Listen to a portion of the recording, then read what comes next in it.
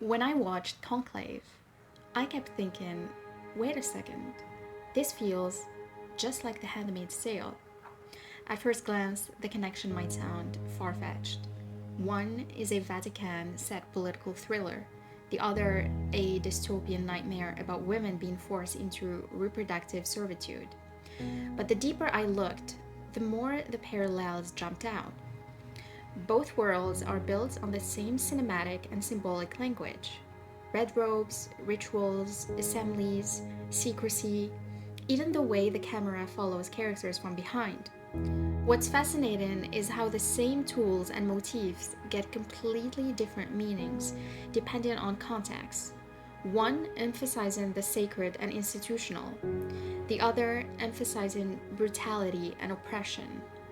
Let's start with perhaps the most obvious connection: the color red. In Conclave, red is everywhere. It's not just the cardinal's robes. It bleeds into the carpets, the walls, the chairs, the doors, the pillows, even the wax used to seal the Pope's chamber. Red here is a mark of sacredness, of tradition, of continuity with centuries of ritual. It symbolizes unity under God and the dignity of the church.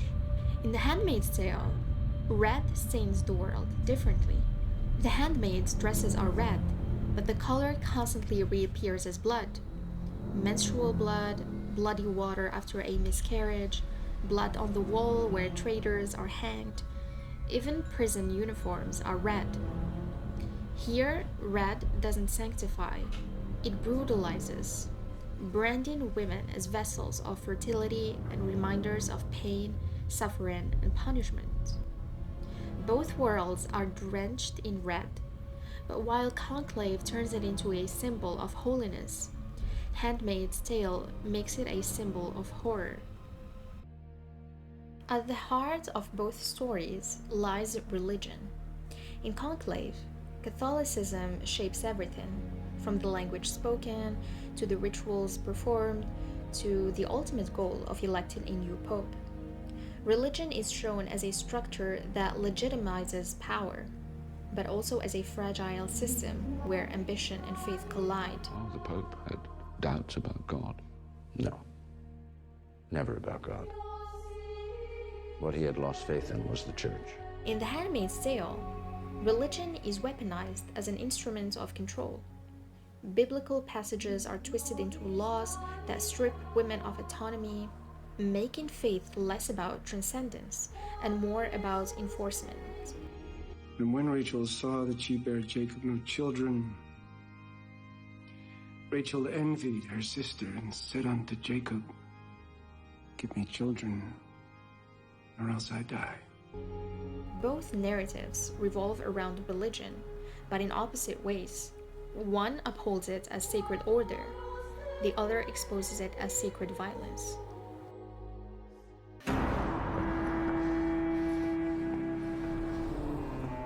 Color isn't the only tool these creators use to shape perspective. The camera itself tells a story.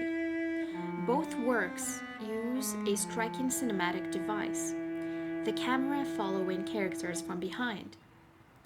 In The Handmaid's Tale, when the camera trails Offred, it creates a sense of vulnerability, of being watched, of moving through a narrow, suffocating world. Her back is always exposed, her identity swallowed by the red uniform. In Conclave, when the camera follows a cardinal, it feels different. It's as though we're entering sacred halls with him, but never fully inside his thoughts. There is mystery, secrecy, and the weight of responsibility. In both cases, the technique puts us close to the character, but also holds something back, either to emphasize oppression, like in The Handmaid's Tale, or hidden ambition, like in Conclave. Cinematography aside, the characters' daily lives reveal another striking contrast. One of the most fascinating contrasts is how each story portrays ordinary moments. Conclave shows us cardinals smoking, scrolling through their phones, cracking jokes, waiting at airport security. They may wear the robes of sacred office, but the film insists they're still ordinary men with habits, quirks, and flaws. Freedom they still possess despite being inside a sacred institution. They step in and out of sacred versus mundane. In The Handmaid's Tale, those traces of normalcy are gone. Normal life doesn't exist anymore. The closest the handmaids get is grocery shopping. But even there, controlled silence replaces casual chatter. They're being watched by guards, and they're paying with coupons instead of money. It's an empty shadow of freedom, not a comfort. The ordinary in The Handmaid's Tale is only remembered, never lived. For the cardinals, ordinary life humanizes power. For the handmaids, it haunts the powerless. Games, too, become a lens to examine control, freedom, and resistance. They become powerful metaphors in both. In Conclave, a chessboard appears multiple times, suggesting that the papal election is a game of strategy. Every move counts, alliances form and break, and the king is the papacy itself. Because we used to play quite often in the evenings. He said it helped him to relax. And who won? Oh, he did. He was always 8 moves ahead. In The Handmaid's Tale, games are nearly extinct, but one slips through. Scrabble, played secretly between Offred and Commander Fred. It's intimate and nostalgic. For her, Scrabble is a fragile link to the ordinary, pre-Gilead world, a flicker of her old life, the everyday freedom of words. Both are games, but with different stakes. Chess is public and strategic. It becomes a metaphor for power plays among men. Scrabble is private and personal. It's a forbidden joy for a silenced woman, therefore an act of rebellion. And just as games reveal hierarchy and strategy, assemblies and rituals expose the power structures in each world. Assemblies define both narratives, but with opposite functions. In Conclave, cardinals gather to debate, to vote, to argue over who should be the next pope. These meetings generate power. In The Handmaid's Tale, assemblies are rituals. The ceremony, the solvagen, the prevaganza, they don't generate power, they display it. They reinforce obedience and collective silence. Assemblies in Conclave are about decision-making. Assemblies in Handmaid's Tale are about submission. And with power comes the question of betrayal. The concept of traitor is crucial. In The Handmaid's Tale, a gender traitor means someone who is homosexual. It's not about what you do, it's about who you are. Identity itself becomes betrayal. For this crime, people are mutilated, tortured, or executed. Betrayal in Gilead is not institutional secrecy. It's simply existing outside enforced heteronormativity. In Conclave, a traitor is someone who withholds damaging information about themselves or conceals sins or scandals that could ruin his candidacy. Dishonesty threatens the integrity of the church. Giuda, traditore. Betrayal here is about omission, not essence. So while Conclave condemns secrecy, Handmaid's Tale condemns identity.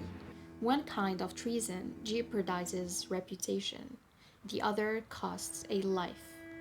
I've sinned plenty, but you are the gender traitor. Nicole, I'll be back soon.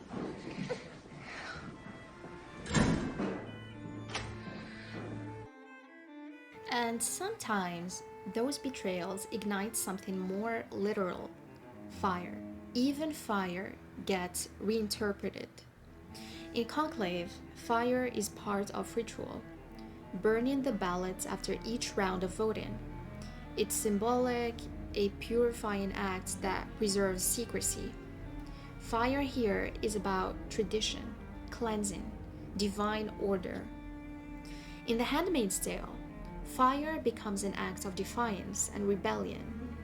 Women burn things because they cannot speak, so they attempt to break the silence imposed on them.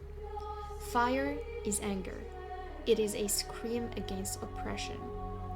One fire protects a system, the other seeks to destroy it. But it's not just men and explosions. Women's roles highlight how power and subjugation operate. Gender roles are starkly contrasted. In Conclave, women appear only as sisters, cooking, cleaning, supervising, always behind the scenes. The only time a sister steps forward is to denounce Tremblay, shifting the vote against him. Although we sisters are supposed to be invisible, God has nevertheless given us eyes and ears. Their presence is minimal, functional, almost invisible. In The Handmaid's Tale, women's roles are brutally circumscribed. They are only vessels. Handmaids are reduced to wombs, Marthas to domestic labor, and aunts are seen as enforcers. They are nothing but their function. Both works confine women to support roles, but Conclave hides them in the background, while Handmaid's Tale pushes their exploitation into the center. They are not invisible, but rather hyper-visible as instruments of control. Even something as simple as a window speaks volumes about freedom and confinement. Windows tell their own story. In Conclave, windows close at the start of the conclave, shutting the cardinals off from the world. Secrecy is sealed in. In The Handmaid's Tale, Offred's window is one of her only connections to the outside.